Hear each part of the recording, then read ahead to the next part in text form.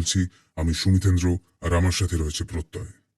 আজকের এপিসোডে আপনারা শুনবেন লেখক পল্লব ঘোষের কলমে অন্ডালের ভুতুড়ে বাগান বাড়ি। বিভিন্ন চরিত্রে রয়েছে আপনাদের অতি পরিচিত মধুরা এবং প্রদীপ্তা, এবং তার সাথে আমি আর গল্প পাঠে প্রত্যয়। আজ 21শে ফেব্রুয়ারি, আন্তর্জাতিক মাতৃভাষা দিবস উপলক্ষে সবাইকে জানাই আন্তরিক শুভেচ্ছা। শুধু বাংলা নয়, নিজেদের সবার মাতৃভাষাকে আজ সম্মান জানানোর দিন। একবার ফিরে দেখুন, সার্চ করে দেখুন যে 1952 সালে ঢাকা ইউনিভার্সিটিতে আজকের দিনে কি হয়েছিল। সেই বিপ্লবের গল্প আমাদের যে কোনো গল্পের থেকেও বেশি ভয়ঙ্কর। ভাষা বিপ্লবের রক্তাক্ত ইতিহাসটা আজকের দিনে অ্যাটলিস্ট বাঙালি হলে একবার পড়ে দেখবেন। 2000 সাল থেকে সারা পৃথিবী জুড়ে এই দিবসটাকে পালন করা হয়েছে, স্বীকৃতি পেয়েছে কেবলই আমাদের বাঙালিদের জন্য। নিজেদের ভাষার জন্য যে রক্ত দেওয়া যায়, সেটা আমরা বাঙালিরা আজকের দিনে গোটা পৃথিবীকে বুঝিয়েছিলাম, প্রমাণ করে দিয়েছিলাম।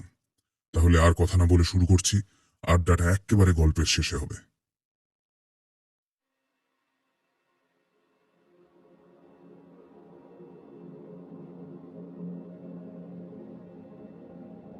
আমন্ত্রণটা পেয়েছিলাম আগের দিন সকালে। যদিও সেটা আমন্ত্রণ বলা ভুল, ওটা আসলে এক প্রকার আদেশ। কারণ যুবা বয়সের একান্ত ঘনিষ্ঠ বন্ধুদের মধ্যে এসব আমন্ত্রণ, নিমন্ত্রণ, অনুরোধ ইত্যাদি কোনো ভদ্রতা সূচক অনুভূতি কাজ করে না। যেটা হয় সেটা শুধু আদেশ। দেখো ভাই, এই এই ব্যাপার, এই এই হচ্ছে, খাওয়া দাওয়া হবে, এরা এরা আসবে, অতএব নিতান্ত মরে না গেলে তোর এখানে আসা চাই। চাই মানে চাই, না হলে ঘর থেকে তুলে আনবো। No excuse, only execute.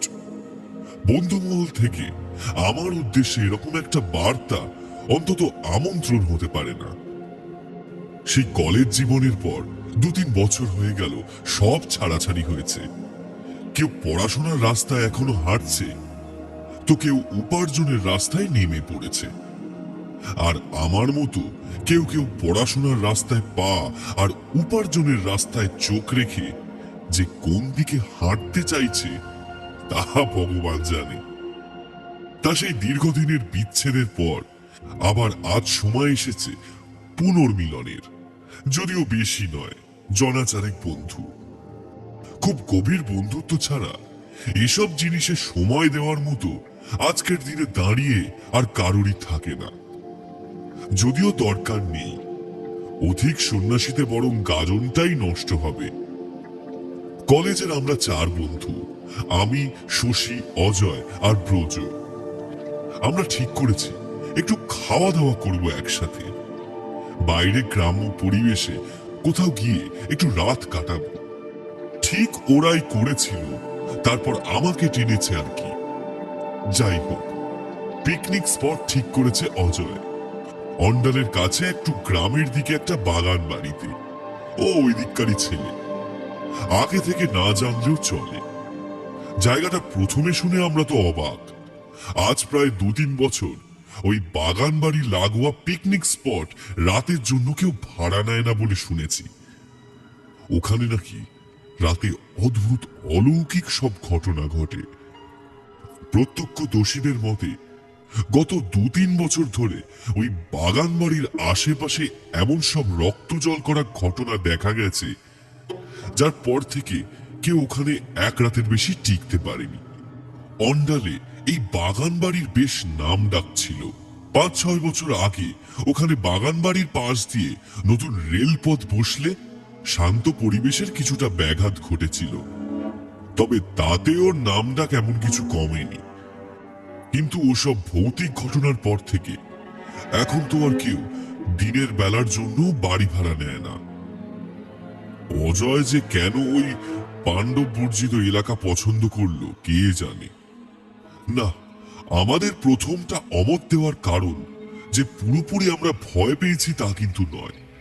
অন্তত আমি এটুকু নিশ্চিত, শশী, ব্রজ ওরা ভয় পাবে না। নিতান্ত শহুরে পরিবেশে ওদের বেড়ে ওঠা। শশী তাচ্ছিল্যে সুরে বলল, দুষ কি যে বলিস না, ওইসব ভূত টুত কেউ কি দেখেছে না দেখেছে তার কোনো ঠিক নেই। অত মাথা ঘামানোর আবার কি আছে?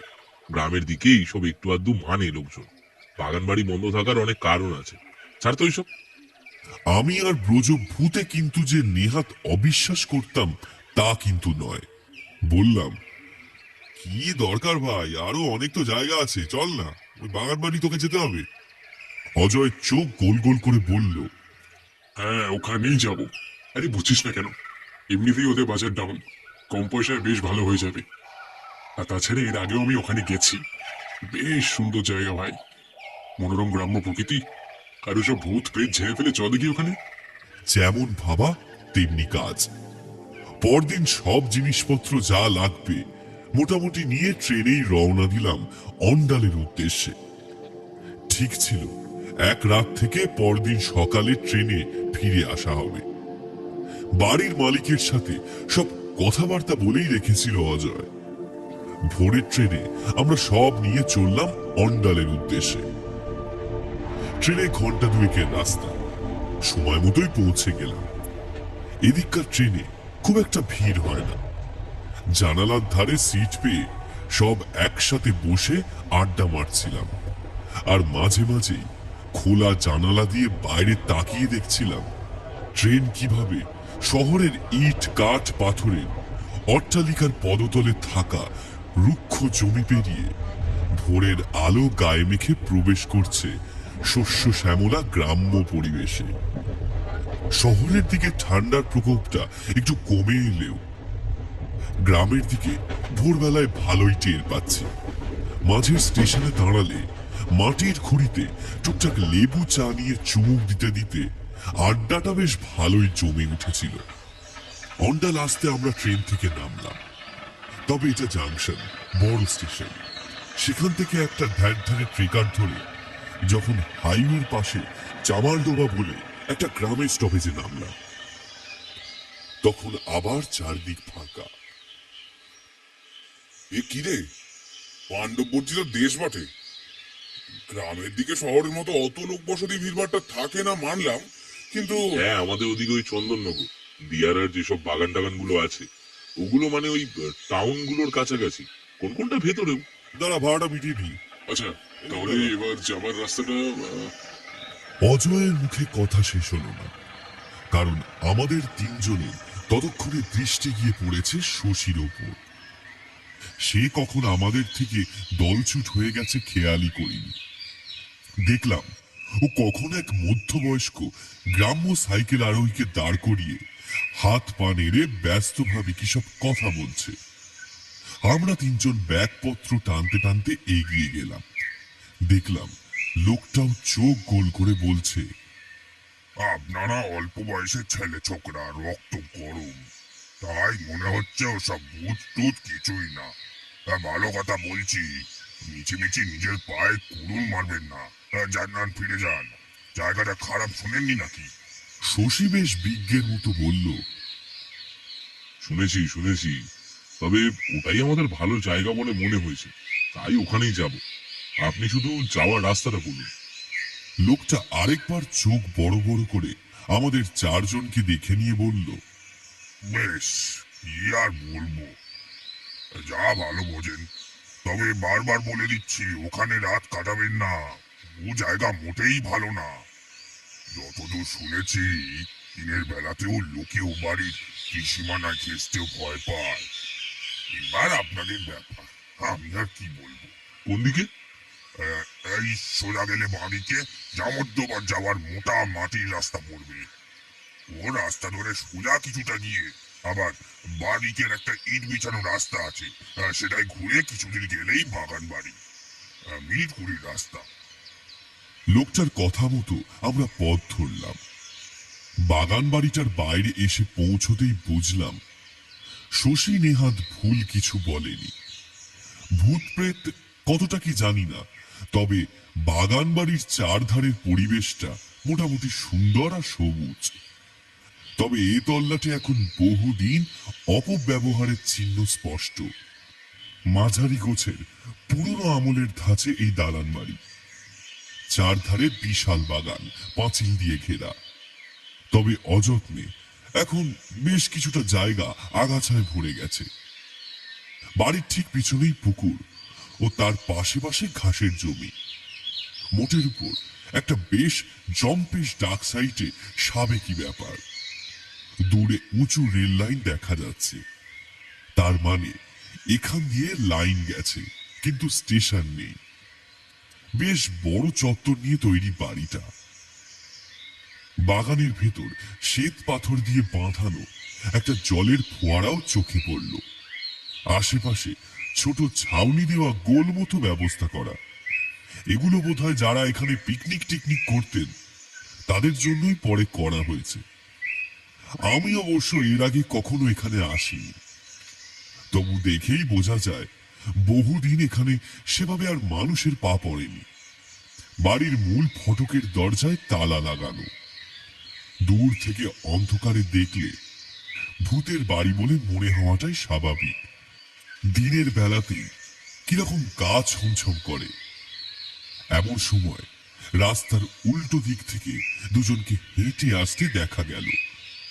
শশী সেদিকে তাকিয়ে বলল, ওই তো বৃন্দাবনদা আসছে। উনি এই বাড়ির কেয়ারটেকার ছিলেন, মানে আছেন এখন। ভদ্রলোক আমাদের সামনে এসে দাঁড়ালেন। কাঁচা পাকা চুল, দাড়ি কামানো, বয়স আন্দাজ 50-55 হবে। চেহারায় ছাপোষা গ্রাম্য ভাব। আমাদের চারজনকে একবার আপাত মস্তক দেখে নিয়ে বললেন, কি ব্যাপার শহরের বাবুরা, এখানে এই বাগান বাড়িতে হঠাৎ? কিছু কি শোনোনি নাকি তোমরা? হ্যাঁ, তার মানে? দেখো বাবা, হতে পারে আমি এ বাড়ির কেয়ারটেকার, কিন্তু তোমাদের ভালোর জন্যই বলছি, এ বাড়ি কিন্তু মোটেই ভালো না। বাজারে কিন্তু এর নাম এখন খুব খারাপ। আর আর সেটা জানার পরেও তোমরা এখানে পিকনিক করতে এসেছো নাকি? সত্যি তোমরা কিছু শোনোনি? হ্যাঁ, না কাকু, আসলে আমরা সবাই জানি বিষয়টা। আমি নিজেও বছর চারেক আগে এখানে এসেছি একবার। আপনার মনে আছে কিনা জানি না, তবে আমার এই বাড়ির পরিবেশটা বরাবরই খুব সুন্দর লাগে। তো আজকের দিনে দাঁড়িয়ে ওসব ভূত পেতে বিশ্বাস করে কি আর আনন্দ হুল্লোড় থেকে সরে আসা যায় বলুন? তুমি যখন এসেছিলে তখন সময়টা আলাদা ছিল। তোমাদের মতো এই যুগের মানুষরাই তো এখানে তেনাদের দেখেছে। তাই বলছিলাম আর কি। এই এখন দুটো টাকার জন্য তোমাদের আমি বাড়ি ভাড়া দিলাম, আর শেষে তোমাদেরও কিছু বিপদ আপদ হয়ে গেল, তখন দায়টা তো আমারই হবে, তাই না? কিন্তু বিপদটা কি হয় বলতে পারেন? বৃন্দাবন বাবু তার 2 হাতের তালুতে চিবুক রেখে বাড়িটার দিকে তাকালেন। তারপর বললেন, আজকের দিনটার ব্যাপারই তো শুধু। ঠিক আছে, এই এই এই জগা আমার সাথে এসেছে, ও সব পরিষ্কার টরিষ্কার করে দিচ্ছে। আমি ফিরে গিয়ে সব মালপত্র পাঠিয়ে দিচ্ছি। আর এখন কিছু দিতে হবে না, আগে থাকো তোমরা। হিসেবপত্র সব কাল সকালে বুঝে নেবো আমি, ঠিক আছে? তবে তবে কি কাকাবাবু? বলছিলাম যে আমি আবারও বলছি কিন্তু তোমাদের বাবা, তোমাদের কম বয়স, ভাবছো যে এসব এখন কোনো ব্যাপার না, কিন্তু এর আগে অনেকেই কিন্তু এখানে থাকতে চেয়েও রাতটুকুও কাটাতে পারিনি।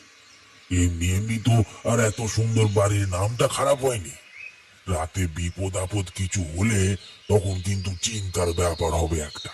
আর আর এখান থেকে গ্রামটাও অনেকটা দূরে ভেতরের দিকে। তোমরা তোমরা ভেবে দেখো বাবা। অজয় আশ্বাস দিল, আমরা রাজি। কোনো রকম কোনো সমস্যা হবে না। বৃন্দাবন বাবু বললেন, বেশ বাবা, বেশ বেশ। তবে তবে একটা অনুরোধ করছি, সূর্য ডোবার পর আর যাই হোক, অন্তত এ বাড়ির বাইরে এসো না কেউ। যাই হয়ে যাক না কেন, বাইরে যা কিছু হোক না কেন, বাইরে কিন্তু আসবে না। এখান থেকে বেরিয়ে তোমরা পালাবার পথ বিশেষ পাবে না। রাস্তাঘাট তো কিছুই চেনো না এখানে। আর কোনো কারণে আমি বা এই জগা ছাড়া অন্য কেউ যদি আসে, রাতের বেলা কিন্তু ঘরে এলে ঢুকতে দেবে না একদম। বারবার তোমাদের অনুরোধ করে বলছি এই কথাটা আমি। বাড়ির ভেতরেই থাকবে সব, তাহলে নিরাপদে থাকবে। এই বলে তিনি পকেট থেকে একটা চাবির গোছা বের করে সেখান থেকে বেছে একটা চাবি নিয়ে তালাটা খুললেন। এত বড় লোহার গেট দুজনে মিলে ঠেলে খুলতে হলো। খুলতেই কিরকম একটা ক্যাচ ক্যাচ শব্দে কানে তালা লাগার জোগাড়। বেশ গা ছমছমে রোমাঞ্চকর অনুভূতি হচ্ছে এখন থেকেই।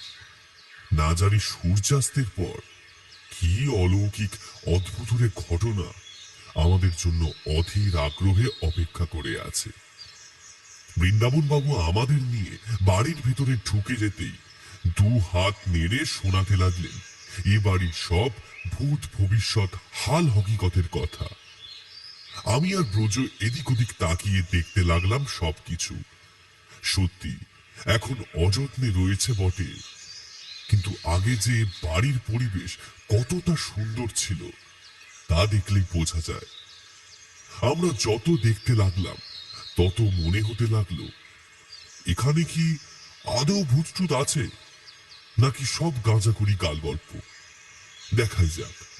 বৃন্দাবন বাবুর মুখেই শুনলাম এ বাড়ির মালিক নাকি শহরের বড় মারোয়ারি ব্যবসায়ী।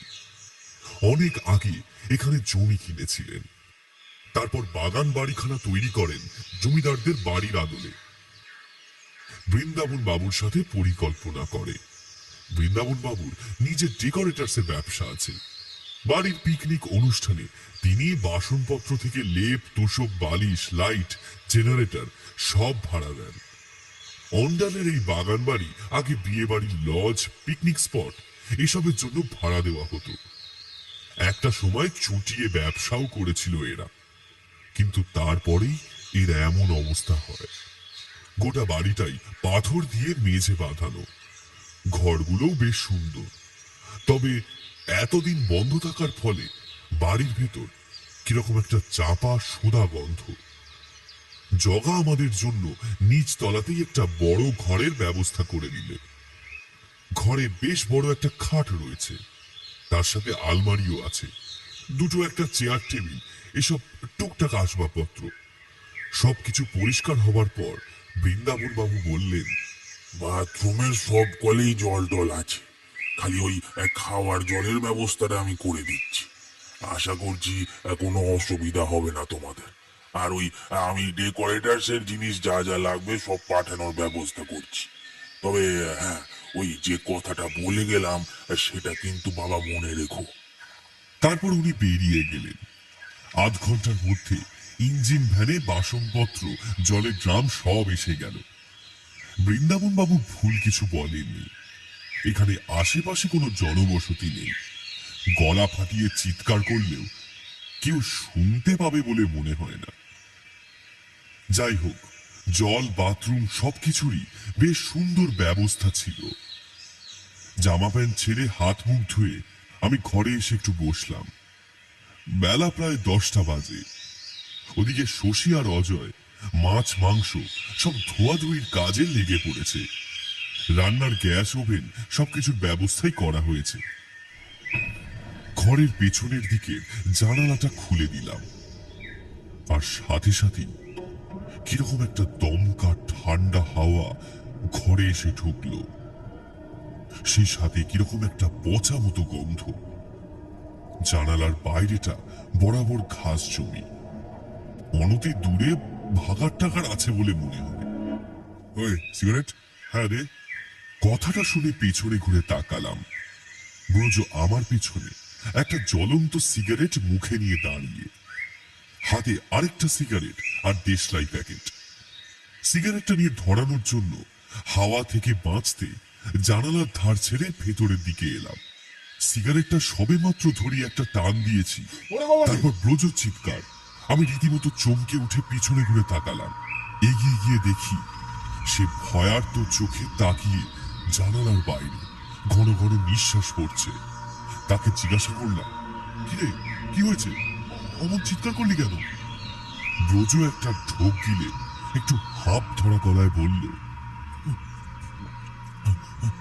ওই দেখ। বলে সে জানালার বাইরে অঙ্গুলি নির্দেশ করল।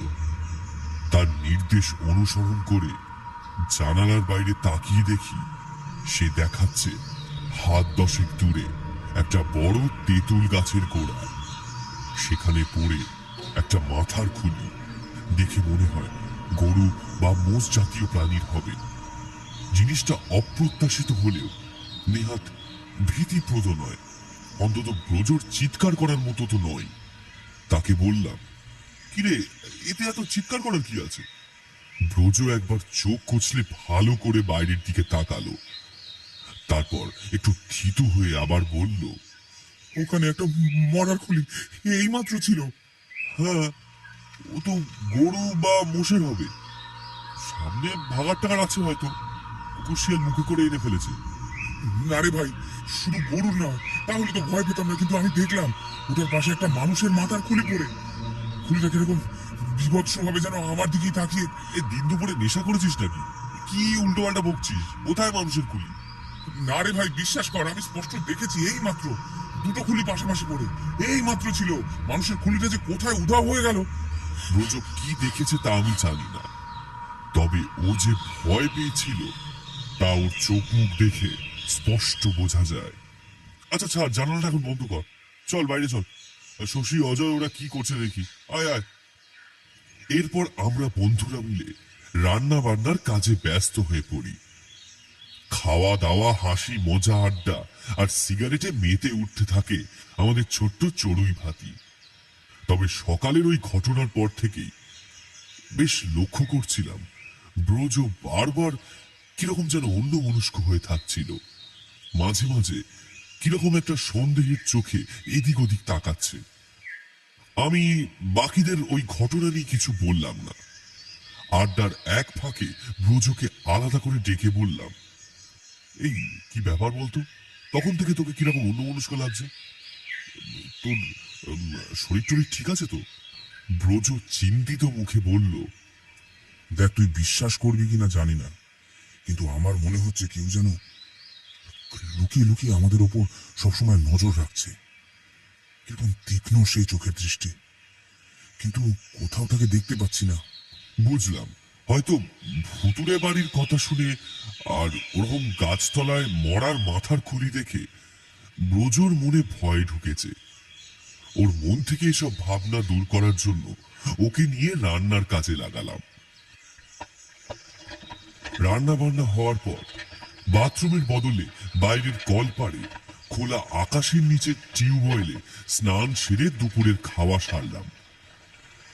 গরম সরু চালের ভাতে ডাল, বেগুনি আর মাছের ঝাল আর কষা খাসির মাংস দিয়ে বাগান বাড়ি শস্য শ্যামলা ঘাসে ঢাকা প্রকৃতির কোলে বসে শশীর হাতের রান্না খাওয়া আর প্রিয় বন্ধুদের সাথে কলেজ জীবনের নানান সুখ দুঃখ, বিরহ বেদনা, ভালোবাসা এবং পরচর্চা করা, এক কথায় যাকে বলে বেশ একটা মানসিক শান্তিদায়ী পরিবেশ। বলা বাহুল্য, বারবার ঈশ্বরের কাছে প্রার্থনা করছিলাম, আর যাই হোক, এমন শান্ত পরিবেশ অন্তত ভূত প্রেত এসে আজ যেন না আবার অশান্ত করে তোলে।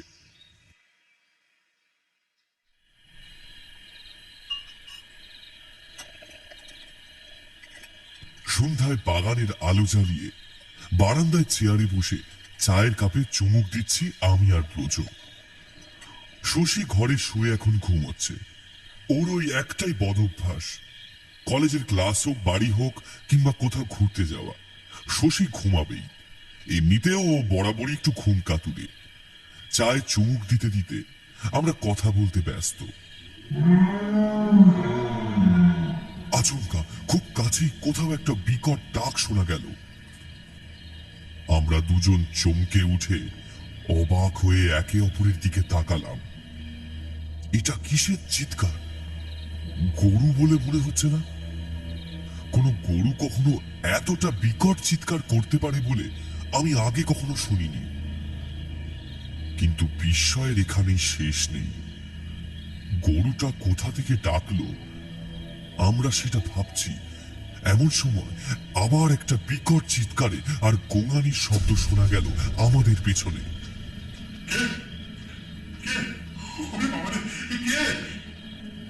চিৎকারটা অজয়, আর সেটা আসছে বাড়ির ভেতর থেকে।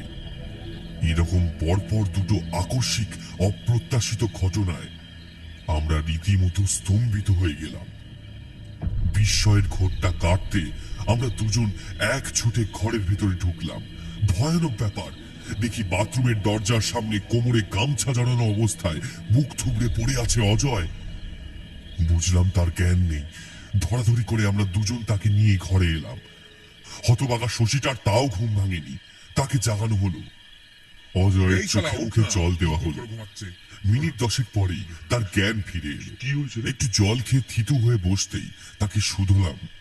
কিরে, অমন চিৎকার করলি কেন? আর পড়ে গেলেই বা কি করে?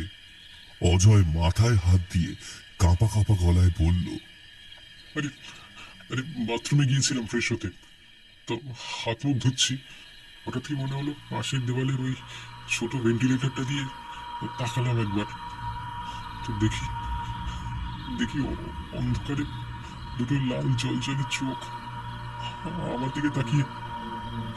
আমি কে কে জিজ্ঞেস করতেই কিরকম বিভৎস খিলখিল করে সাদা দাঁত কোপাটি বের করে হেসে উঠল। আমি ভয় পেয়ে ছুটে বেরিয়ে আসতে গিয়ে মুখ থুবড়ে পড়ি। কিন্তু কে ছিল জানলার বাইরে? জানি না ভাই, জানি না ভাই।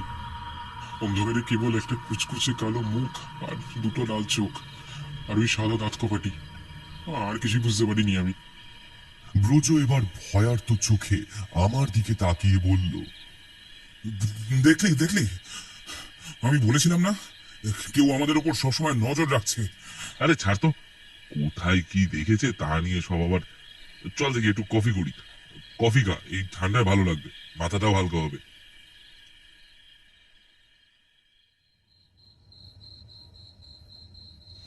রাতের জন্য কিছুটা রান্না দুপুরেই করা ছিল। গরম রুটি বানিয়ে কষা খাসির মাংস দিয়ে নৈশভোজ সারলাম। গ্রামের দিকে শীতের রাত ধীরে ধীরে যেন আরো শীত বাড়তে শুরু করছে, আর সেই সাথে কিরকম একটা চাপ চাপ নিস্তব্ধতা চারিদিকে। রাতে খাওয়া দাওয়া সেরে আমি টুকটাক এঁটো পেটোগুলো নিয়ে বাইরে ডাস্টবিনে ফেলতে এলাম। অজয়ের শরীরটা একটু দুর্বল থাকায় ও শুয়ে পড়েছিল। ব্রজ আর শশী ব্যস্ত বাসন ধোয়ার কাজে। বাইরেটা পা রাখতেই কিরকম একটা ঠান্ডা হাওয়া এসে যেন আমার সোয়েটার ভেদ করে কাঁটার মতো বিঁধতে লাগলো। ঝিঝিগুলো মনে হয় ঠান্ডার চোটে ডাকাডাকি ছেড়ে ঘুম দিচ্ছে।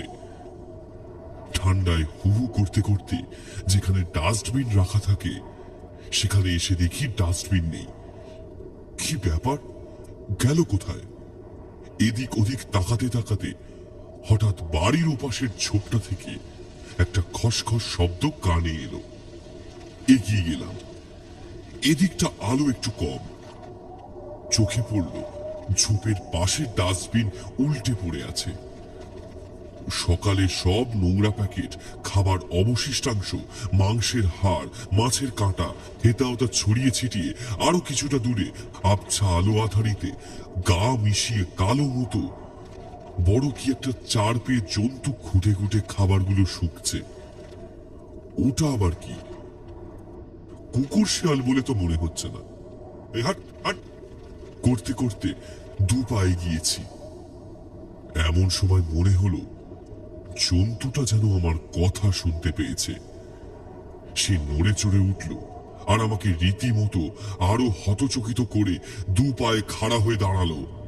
এটা কোনো জন্তু না, রোগা লিকলিকে চেহারার একটা কালো মানুষ। গলার মাঝামাঝি থেকে মাথা সমেত ঘাটটা কিরকম যেন মোটকে দেওয়া সরু গাছের ডালের মতো শরীরের একদিকে ঝুলে পড়েছে, যেন গলা কাটা সাক্ষাৎ দেহধারী প্রেতের মতো দাঁড়িয়ে রয়েছে সেই মূর্তি।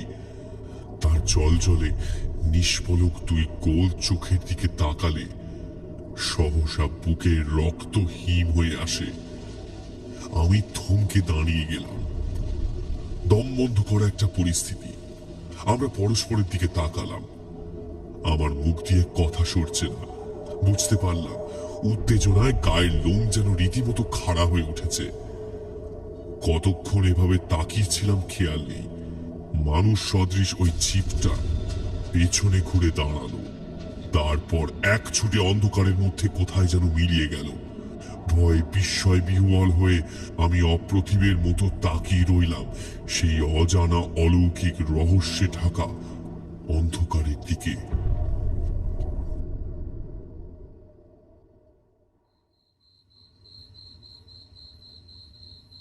সব কাজ শেষ করে আমরা শুয়ে পড়লাম। চারজন একটা খাটেই শুয়েছিলাম। বড় লম্বা খাট, অসুবিধা হওয়ার কথা না। প্রথমে ব্রজ, মাঝখানে অজয়, আর তারপর আমি। আমাদের তিনজনের সাথে পরপর কয়েক ঘন্টার ব্যবধানে এমন সব অদ্ভুত ঘটনা ঘটে গেছে যে আমি শুয়ে শুয়ে শুধু ভাবছি আজকের রাতটা ভালোই ভালোই কেটে গেলেই হয়।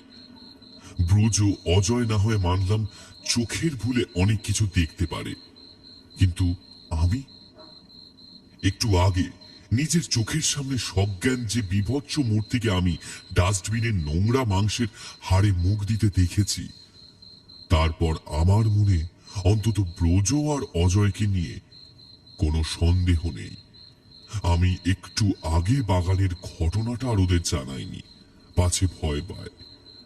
এখন বুঝতে পারছি কেন এই বাগান বাড়ি এত সুন্দর হয়েও আজ এভাবে পরিত্যক্ত। কিন্তু এসবের পেছনে কি কোনো কারণ আছে? আমরা যা দেখছি বা যাকে দেখেছি সে আসলে কে? আমাদের মধ্যে একমাত্র শশীর মনে এখনো বিশ্বাস রয়েছে যে এই বাগান বাড়ির নামে যা রটেছে তার প্রায় সবটাই গাঁজাকুড়ি আর গাল গল্প। সেই বিশ্বাস বুকে আঁকড়েই ও আমাদের নিয়ে সন্ধ্যা থেকে রীতিমতো ঠাট্টা করে যাচ্ছে। রাতের বেলা শুয়েও বকছিল। নেহাত ব্রজ লেপের ভেতর থেকে মুখ বাড়িয়ে বলল, আরে এই যে সাহসী বাবা, মানলাম আপনার অনেক সাহস। এবার একটু মুখ আর চোখ দুটোই বুঝুন, কাল সকাল সকাল উঠে আবার রওনা দিতে হবে। শশী একটা ব্যঙ্গের হাসি হেসে বকবক করা বন্ধ করল।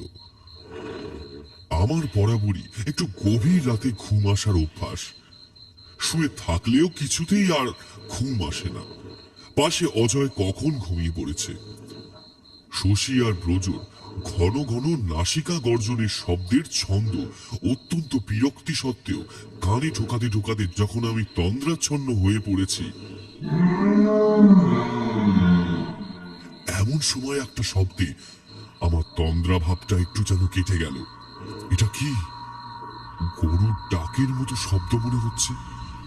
একবার, দ্বিতীয়বার, তৃতীয়বার, থেমে থেমে তিনবার হলো শব্দটা। আমার কান ততক্ষণে খাড়া হয়ে উঠেছে। হ্যাঁ, কোনো ভুল নেই, এটা সেই রকম একটা গরুর ডাক যেটা আজ সন্ধ্যায় আমি আর ব্রজ শুনেছিলাম। গরুটা যেন খুব কাছ থেকেই ডাকছে, বোধহয় আমাদের ঘরের বাইরেই আছে। কিন্তু এত রাতে এখানে গরুর ডাক আসার কারণ কি? গ্রাম থেকে কোনো গরু কি গোয়াল থেকে দড়ি ছিঁড়ে পালিয়ে এসেছে? কিন্তু তেমনটা তো মনে হলো না, কারণ গরুটার ডাক ঠিক যেন স্বাভাবিক নয়। কিরকম যেন একটা অপার্থিব অনুভূতি মিশে আছে তার সাথে। আবার একবার শোনা গেল সেই ডাক, একবার এদিক একবার ওদিক, ঠিক যেন গরুটা কাউকে খুঁজে বেড়াচ্ছে। ব্রজর নাক ডাকার শব্দ থেমে এসেছে। লেপের বাইরে মুখ বের করে দেখি সে ঘুম ভেঙে বিছানার উপর উঠে বসেছে আর কিরকম কাঁপছে। আমি তাকে হাতের ইশারায় চুপ করে থাকতে বললাম। শশী আর অজয়ের তখনও ঘুম ভাঙেনি। গরুর ডাকটা এবার থেমে গেছে। 1 মিনিট, 2 মিনিট, 5 মিনিট আমরা দুজন কান খাড়া করে বিছানার উপর বসে আছি। 10 মিনিট কেটে যাওয়ার পরেও যখন আর কোনো শব্দ এলো না, একটা দীর্ঘশ্বাস ফেললাম। একটু জল খেয়ে আবার লেপের ভেতরে ঢুকতে যাব, এমন সময় শোনা গেল একটা মানুষের গলা, ঠিক যেন হাওয়ায় মিশে কথা বলছে কেউ। বুলটি, বুলটি, ফিরে আয়, ফিরে আয়। আর সাথে সাথে আরো একবার সেই গরুর ডাক। একটা চাপা গোড়ানি বেরিয়ে এলো ব্রজর মুখ থেকে। একবার সেই হাওয়ায় ভেসে আসা মানুষের ডাক, আর একবার সেই গরুর ডাক। দুদিক থেকে দুরকম শব্দ এসে যেন দুমদুম করে ধাক্কা দিতে লাগলো আমাদের কানের পর্দায়। বুঝলাম মানুষটা হয়তো সেই গরুর মালিক। বুলটি নামে ওই গরুটাকে ডাকছে। আপাত দৃষ্টিতে এটা খুবই স্বাভাবিক, কিন্তু এমন ভুতুড়ে বাগান বাড়িতে এই গভীর রাতে এমন অদ্ভুত প্রেতসুলভ চিৎকার অশুভ লক্ষণ ছাড়া আর কিছুই হতে পারে না। চিৎকারের চোটে বাকি দুজনও ততক্ষণে ঘুম থেকে উঠে বসেছে। অজয়ের চোখে ভয় আর আতঙ্ক, শশীর চোখে বিস্ময় আর এক গাদা প্রশ্ন। হঠাৎ ঘরের একদিকের জানালায় একটা দুমদুম করে শব্দ হলো। কেউ যেন বাইরে থেকে দরজার পাল্লার উপর রীতিমতো খুশি মারছে। মুখ দিয়ে একটা বিকৃত শব্দ করে ব্রজ আর অজয় ভয়ে একে অপরকে জড়িয়ে ধরে কাঁদতে লাগলো। ধাক্কার শব্দ ততক্ষণে আরো বেড়েছে। শশী এবার রেগে বলল, এই কে রে শালা? দাঁড়া, রাতে বিরাতে বিরক্ত করা। কেলানি খাওনি তো এখনো? এই বলে সে খাট থেকে নেমে দাঁড়ালো আর দ্রুত পায়ে সেই জানালার দিকে হেঁটে গেল। ব্রজ ভয়ে কাঁদো কাঁদো গলায় চেঁচিয়ে উঠল, না শশী, খুলিস না, খুলিস না। কে কার কথা শোনে? শশী রাগে গজগজ করতে করতে ততক্ষণে গিয়ে ছিটকিনি নামিয়ে একটা হ্যাঁচকা টানে খুলে ফেললো জানালার কাঠের পাল্লাখানা। খুলতেই বিদ্যুতের শক খাওয়ার মতো যেন ছিটকে এসে মাটিতে পড়ে গেল শশী। তার মুখ থেকে বেরিয়ে এলো একটা অস্ফুট আর্তনাদ। আমি এক লাফে বিছানা থেকে নেমে শশীর দিকে যেতে গিয়ে সামনের দৃশ্য দেখে ভয়ে কাঠ হয়ে গেলাম। জানালার যে পাল্লাটা শশী খুলেছে সেখান দিয়ে দেখা যাচ্ছে বাইরের দৃশ্য। একটা অপার্থিব আবছা নীলচে আলোয় গোটা বাইরেটা ভরে উঠেছে। সেই আলোয় গা ভাসিয়ে দাঁড়িয়ে একটা কালো মূর্তি।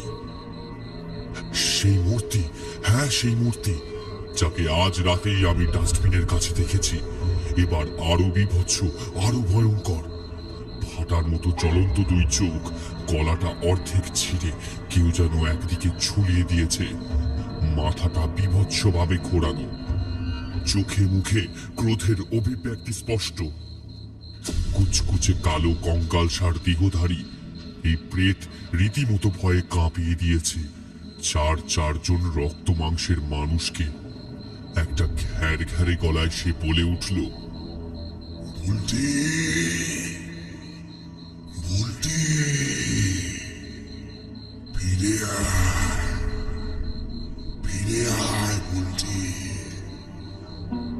আমার বুলটিকে ফিরিয়ে দে, ফিরিয়ে দে। গলার স্বরে রাগ স্পষ্ট। এ কোনো মানুষ তো হতেই পারে না। তবে কে তা জানি না, বোঝার মতো অবস্থাতেও তো কেউ নেই।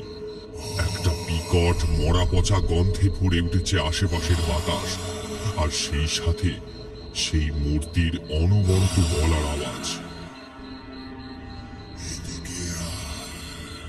এদিকে ভয়ে কান্নাকাটি শুরু করে দিয়েছে ব্রজ আর অজয়।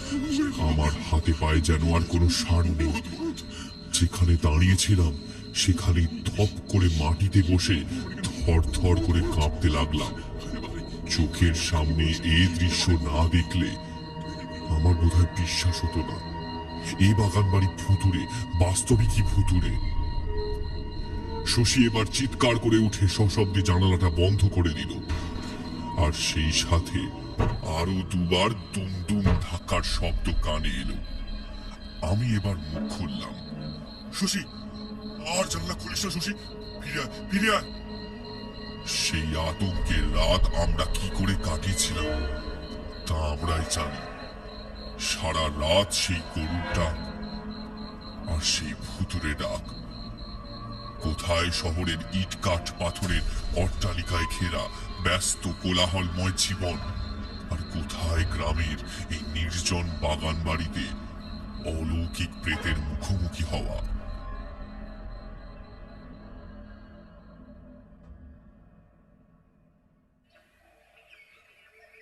ভোরের দিকটা বোধহয় একটু ঘুমিয়ে পড়েছিলাম। ঘুম ভাঙতে দেখি সকাল হয়েছে। বিছানায় আমি একা শুয়ে। বাকিরা গেল কোথায়? সাথে সাথে কাল রাতের ঘটনার কথা মাথায় আসতেই চমকে উঠে এক লাফে বাইরে বেরিয়ে এলাম। বাড়ির বসার ঘরে জগাকে ঘিরে ধরেছে বাকি তিনজন। বুঝলাম কালকের রাতের বিষয় কথা হচ্ছে। জগা সব শুনে বলল, দাদা বাবুরা, ঈশ্বর আপনাদের উপর সহায় হয়েছেন গো, আপনাদের তিনি রক্ষা করেছেন। তুমি বলো তো, এখানে এসব কি হয়? কে বুলটি? কে ওই লোকটা? আর আর এই গরুর ডাকটাই বা শোনা যায় কেন? শশী এবার চেপে ধরল। জগা প্রথমটা একটু চুপ থেকে তারপর বলল, ও হলো নটবর কাকা, আর নটবর কাকার গরু বুলটি। কে নটবর? বেশ, তবে বলছি, কিন্তু আপনারা বলবেন না কিন্তু কাউকে। হ্যাঁ, হ্যাঁ। নটবর কাকা এই গ্রামেরই এক হতভাগা চাষা ছিল, বেজায় গরিব ছিল বেচারা। আজ এখানে এই বাগান বাড়িটা, সেটা আসলে সেটা ছিল ওরই জমি। আর ওদিকে বৃন্দাবন, এই যে যে এসছিল আপনাদের কেয়ারটেকার, ও এই ডেকোরেটরেরই ধান্দা করতো। কলকাতার দিকে শুনেছি অনেক বড় বড় লোকের সাথে পরিচয় ছিল। তা একবার এক মারবাড়ি বাবু জমি কিনতে চাইলে গ্রামের দিকে, বৃন্দাবনকে বললে সে কথা। আর বৃন্দাবন যা ধান্দাবাজ, ও বুঝতে পেরে গেল যে এই কাজটাতে মোটা টাকার কমিশন আছে। তখন ওর চোখ পড়লো এই জায়গাটার উপর। ব্যাস, তারপর যা হয়, বৃন্দাবন নিজের সাঙ্গপাঙ্গদের নিয়ে নটবর কাকাকে ভয় দেখিয়ে শাসিয়ে জমিটা হাত করে ওই মারবাড়ি ব্যবসাদারের হাতে তুলে দিল। খুশি হয়ে উল্টে সে বৃন্দাবনকে জায়গাটার কেয়ারটেকারের দায়িত্ব দিয়ে দিল, আর ডেকোরেটরের কন্ট্রাক্টটাও দিয়ে দিল। নটবর কাকা চেয়েছিল, বুঝলেন, একটা মামলা টামলা লড়বে, কিন্তু ওই গ্রামের লোক একেবারে গরিব, তার উপর আর আর গোমুখ্য। তাই বৃন্দাবনের পার্টির পয়সার সামনে টিকতে পারলো না গো। নটবর কাকার সংসারে ওই ওই একটা গরু ছিল বুলটি, আর কেউ ছিল না। তার বউ কবে মরে ভূত হয়ে গিয়েছে। বেচারা গরুটা সারাদিনই মাঠে চড়ে বেড়াতো আগে, আর এইসবের পর আর অত ভালো ঘাস খাওয়ার জায়গা পেত না। এদিক ওদিক ঘুরে বেরিয়ে যা পারতো তাই মুখে পুড়তো। শেষটায় একেবারে চেহারাটা ভেঙে গিয়েছিল কঙ্কালের মতো। মায়া লাগতো গো বড্ড। তা, এবার বলি বছর দুয়েক আগের কথা। তখন এই বাড়ি হয়ে গিয়েছে, রমরমিয়ে ব্যবসা চলছে, চুটিয়ে ব্যবসা চলছে। ওইদিকের ওই নতুন, ওই যে ওইদিকে ওই রেল লাইনটাও তৈরি হয়ে গিয়েছে। তা একদিন ওই বুলটি ঘুরতে ঘুরতে এসে গেটটা খোলা পেয়ে বাগানে ঢুকে সব গাছ নষ্ট করলে। একে ওই গাছ নষ্ট, তার উপর আবার নটবরের গরু। খুন চড়ে গেল বৃন্দাবনের মাথায়। তার চেনা চামুন্ডা গুলো পিটিয়ে খুন করলো গো। অমন সুন্দর গরুটাকে পিটিয়ে মেরে ফেললে একেবারে। আর এরপরেই সব শেষ। নটবর কাকার তার সাধের গরুর এই পরিণতি দেখে মাথা খারাপ হয়ে গেল একেবারে। এখানে ওখানে বনে বাজারে গরুটাকে পাগলের মতো খুঁজে বেড়াতে লাগলো। আর একদিন একদিন ওই ওই নতুন রেল লাইনের উপর ওর গলা কাটা শরীরটা পাওয়া গেল। হ্যাঁ, সবাই বলল হয়তো ট্রেনে কাটা পড়েছে, কিন্তু কিন্তু দাদাবাবুরা, আমি জানি এখান নিশ্চয়ই ওই বৃন্দাবনে ওদের দলের লোককে দিয়ে করিয়েছিল। নটবর কাকে গলার নন্দী কেটে খুন করে লাইনে ফেলে দিয়েছিল। ও মানুষ ভালো নয় দাদাবাবু, মানুষ ভালো নয়, একেবারে টাকার পিশাচ। তারপর থেকে নটবর কাকার আত্মা এখানে ঘুরে বেড়ায়, ঘুরে বেড়ায় ওর গরুটাও বুলটি। ওদের মুক্তি হয়নি গো দাদাবাবু, মুক্তি হয়নি। কাঁধের গামছাটার খুঁট দিয়ে এই ঠান্ডার মধ্যেও ঘাম মুছতে মুছতে জগা বলল, এই ঘটনা সবাই জানে না, কেবল আপনাদেরকে বললাম। আমি তো এখানে থাকি, ভাবে আমি অত বুঝি না, বোকার মতো। আমি সব বুঝি। ও কিন্তু কি করব, চুপ করেই থাকতে হয়। এর বিরুদ্ধে মুখ খুললে আমারও ওই একই দশা হবে। মা বাবা না খেতে পেয়ে মরে যাবে গো। আমরা চারজন পরস্পরের মুখ চাওয়াচাওয়ি করতে লাগলাম। জগতে আজও কত কিছুই না ঘটে, বিচার বুদ্ধি দিয়ে সবকিছুর ব্যাখ্যা পাওয়া যায় না, কখনোই না। এমন সময় বাইরে ইঞ্জিন ভ্যানের শব্দ শোনা গেল। মনে হয় বৃন্দাবন রায় এসেছেন নিজের হিসেব কড়ায় গন্ডায় বুঝে নিতে।